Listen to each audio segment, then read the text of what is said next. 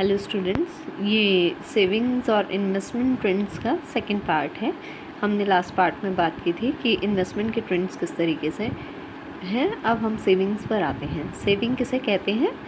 वो आपकी इनकम का प्रोपोर्शन, नेशनल इनकम का, जो कंजम्पशन पर खर्च नहीं होता, सेविंग कहलाता है। यहाँ फॉर्मूले में दिखाया भी गया है, saving is equal to income minus consumption. अब सोर्सेज ऑफ डोमेस्टिक सेविंग्स, यानी कि कहाँ से हमारी डोमेस्टिक सेविंग्स कलेक्ट हो सकती हैं। 3 सेक्टर्स में डोमेस्टिक सेक्टर को बांटा गया है: household sector, private corporate sector और गवर्नमेंट सेक्टर।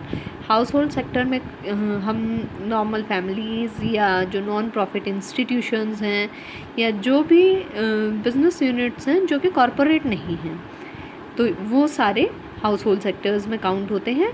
और प्राइवेट सेक्टर की यदि आप बात कर रहे हैं तो जितने भी प्रॉफिट अर्न करने के उद्देश्य से प्राइवेट सेक्टर की कंपनीज फॉर्म की गई हैं, वो सारी आपकी प्राइवेट कॉरपोरेट सेक्टर कहलाता है।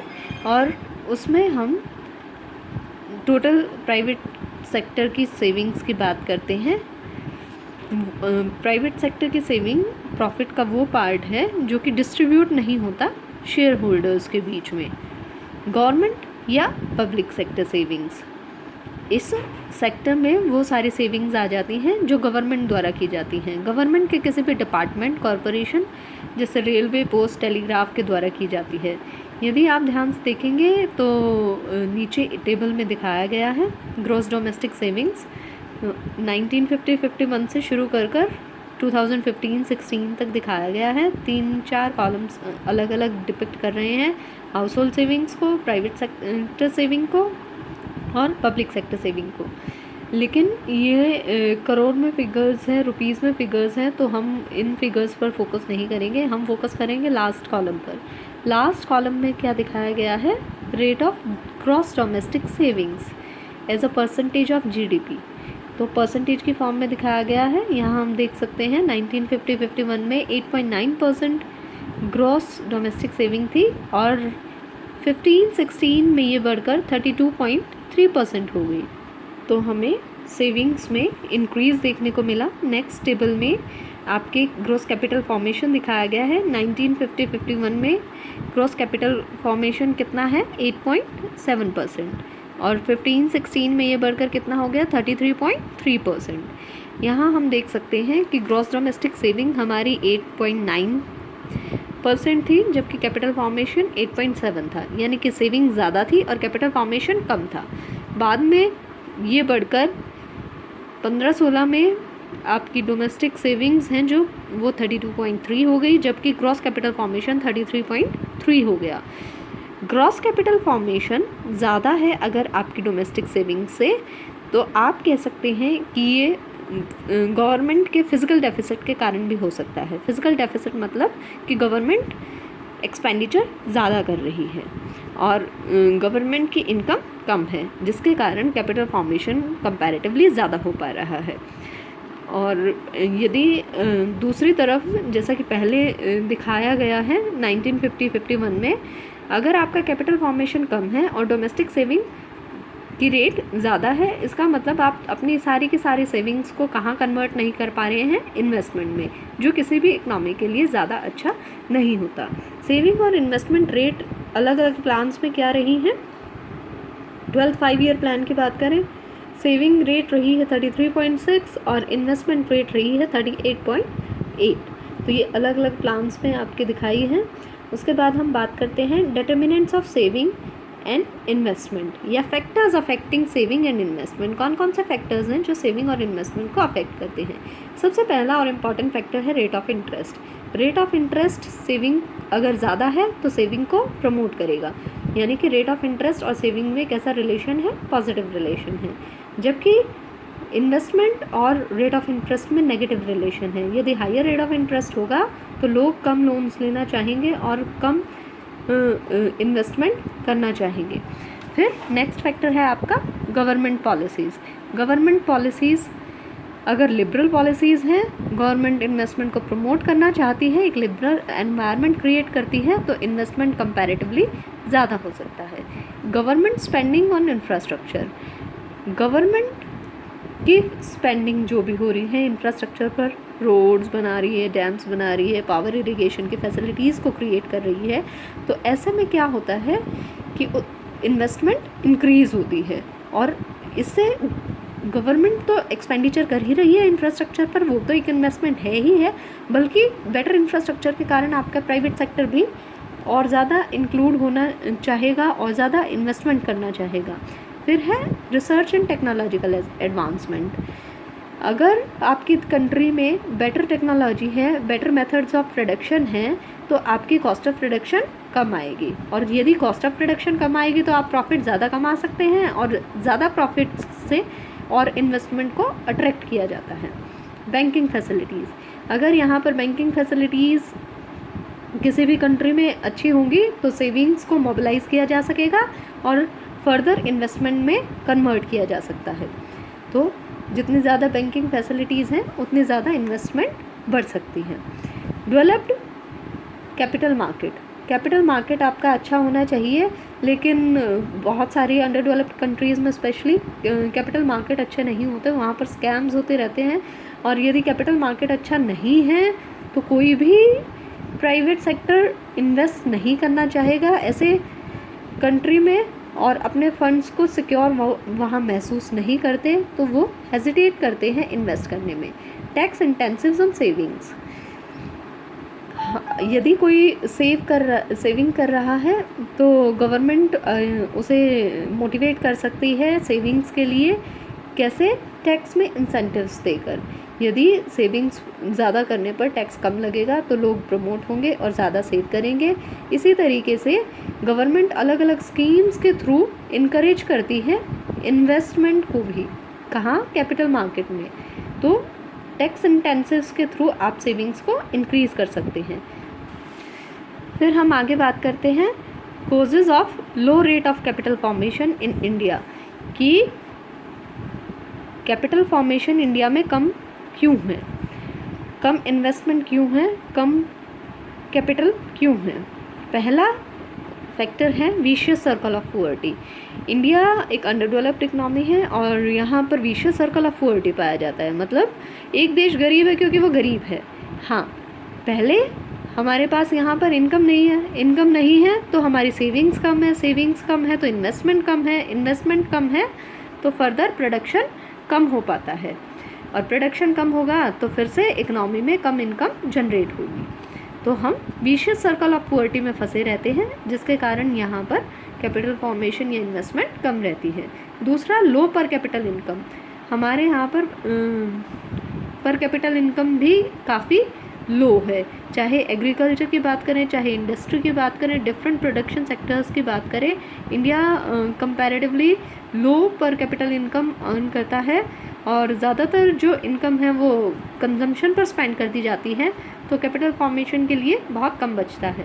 लार्ज पॉपुलेशन, अब लार्ज पॉपुलेशन होने का क्या नुकसान होता है? जितने ज़्यादा पॉपुलेशन होगी उतने ज़्यादा लोग डिपेंडेंट भी होते हैं, और उतने ज़्यादा जो लोग अर्न कर रहे हैं वो डिपेंडेंट्स को सरवाइव कराने के लिए और खुद सरवाइव करने के लिए ज़्यादा से ज़्यादा कंजम्पशन पर खर्च करते हैं, सेविंग्स कम करते हैं, तो कैपिटल फॉर्मेशन कम हो पाता है। इन्फ्लेशन का मतलब है कि इकनॉमी में प्राइसेस लगातार एग्रीगेटली राइज़ कर रहे हैं, और प्राइस राइज़ कर रहे हैं तो ऐसे में जो चीज़ आपको कम दाम में मिलनी चाहिए थी वो ज़्यादा दाम में मिलती है, और ज़्यादा दाम में ख़रीदने के कारण आपकी इनकम का एक मेजर हिस्सा कंजम्पशन पर खर्च हो पाता है। जबकि यदि चीज़ों के प्राइसेस कम होते तो आपकी इनकम बच जाती और आप उसे सेव कर सकते थे। डेमोन्स्ट्रेशन इफेक्ट, हमारे यहाँ पर इंडिया में सबसे ज़्यादा डेमोन्स्ट्रेशन इफेक्ट देखने को मिलता है। रिच क्लास के पास हम कह सकते हैं कि ज़्यादा सेविंग की कैपेसिटी होती है, लेकिन रिच क्लास ज़्यादा शो ऑफ करता है और ज़्यादा सोशल फंक्शंस और लिविंग स्टैंडर्ड पर खर्च करता है अपनी लग्जीरियस लाइफ जीने के लिए, और इसीलिए वो लोग कम सेव करते हैं और कम कैपिटल फॉर्मेशन हो पाता है। नेक्स्ट है फिर हैवी टैक्सेशन। हमारे यहाँ पर टैक्स पेयर पर काफ़ी बर्डन है और काफ़ी अमाउंट उसकी इनकम का टैक्स पेइंग में चला जाता है। डायरेक्ट टैक्सेस के अलावा इनडायरेक्ट टैक्सेस भी बहुत ज़्यादा हाई हैं। इनडायरेक्ट टैक्सेस हाई होने से क्या होता है, चीज़ों के दाम बढ़ जाते हैं और चीज़ों के दाम बढ़ने के कारण आपकी इनकम का हिस्सा बहुत सारा चीज़ों पर खर्च हो जाता है और डायरेक्ट और इनडायरेक्ट टैक्सेस दोनों के थ्रू ही आप इकोनॉमी में बहुत सारा हिस्सा अपनी इनकम का दे देते हैं जो कि आप सेव कर सकते थे। लेस फैसिलिटीज़ ऑफ इन्वेस्टमेंट, हमारे यहाँ पर इन्वेस्टमेंट की फैसिलिटीज़ भी कम हैं। क्यों कम है? क्योंकि यहाँ पर हमारे कैपिटल मार्केट है जो वो अनस्टेबल है, मनी मार्केट भी अनऑर्गेनाइज्ड है, जो इन्वेस्ट कर रहे हैं उसकी सिक्योरिटी बहुत कम है, स्कैम लगातार होते रहते हैं।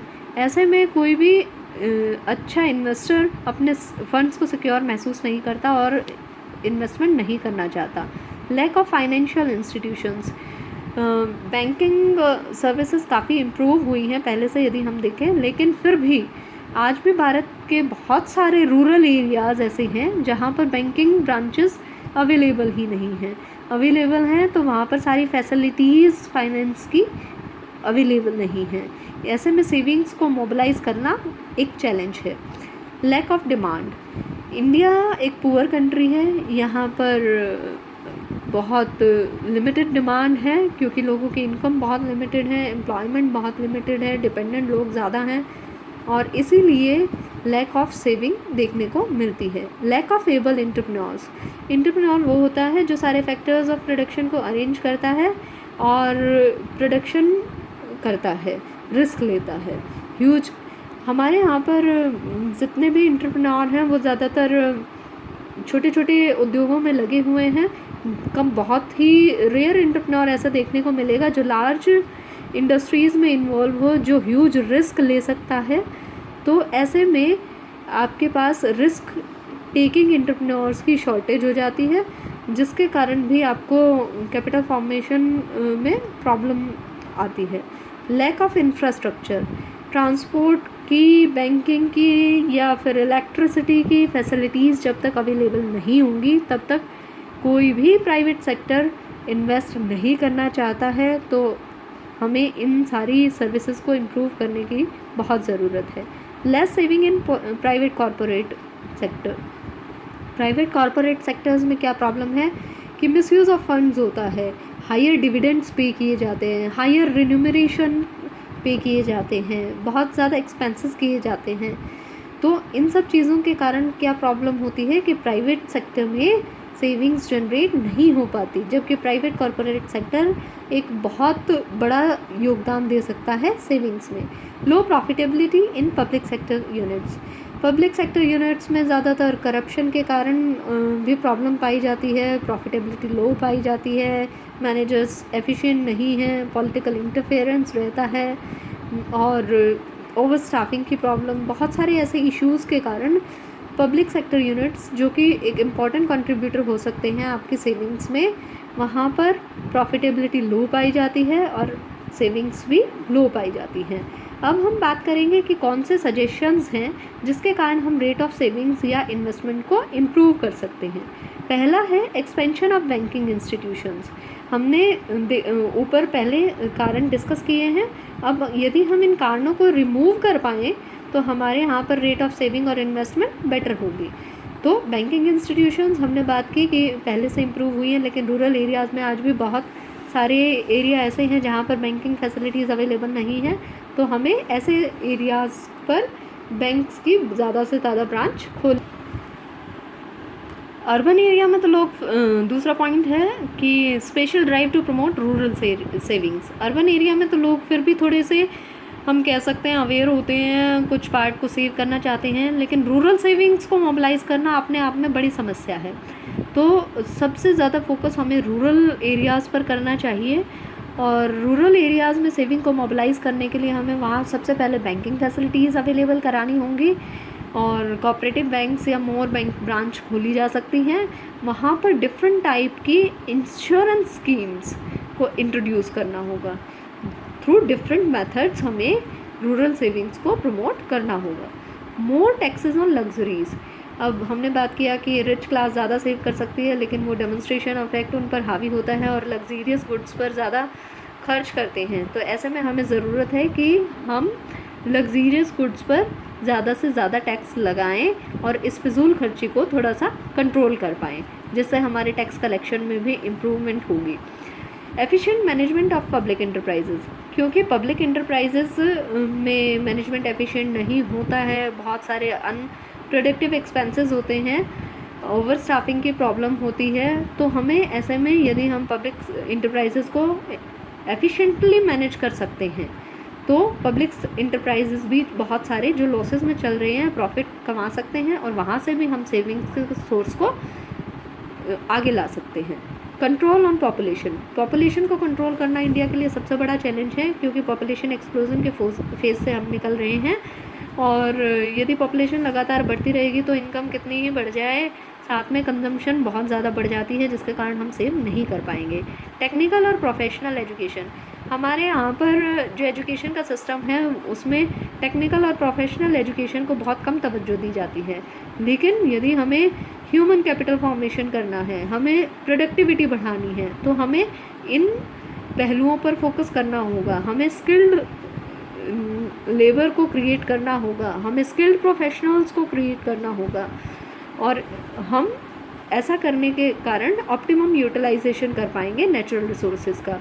Concessional loan for construction work, purchase of capital goods, जितना भी कंस्ट्रक्शन वर्क हो या कैपिटल फॉर्मेशन के लिए जो भी खर्चा किया जाए उस सब के लिए हमें कंसेशनल लोन प्रोवाइड करने होंगे ताकि ज़्यादा से ज़्यादा इन्वेस्टमेंट हो सके।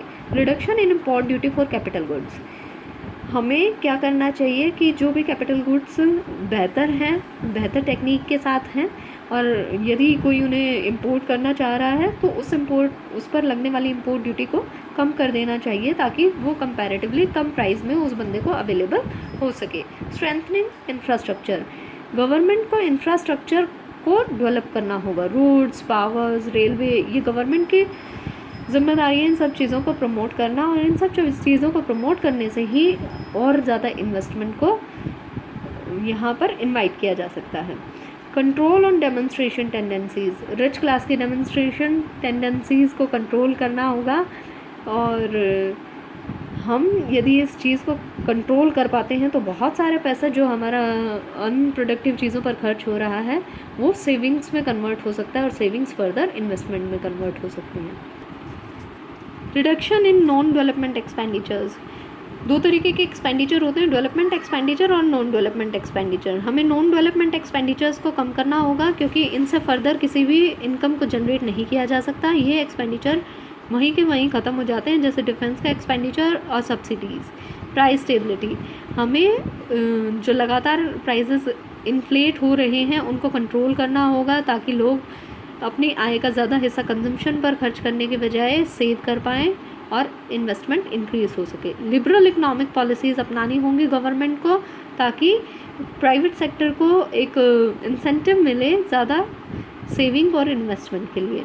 Check on private corporate sector, private corporate sector में जो मिस यूटिलाइज होता है फंड या ज़्यादा डिविडेंड घोषित कर दिए जाते हैं या फिर जो मैनेजर्स हैं उनकी बहुत ज़्यादा सैलरीज हाइक कर दी जाती हैं, इन सब चीज़ों को चेक करना चाहिए ताकि प्राइवेट सेक्टर की सेविंग्स को भी प्रमोट किया जा सके।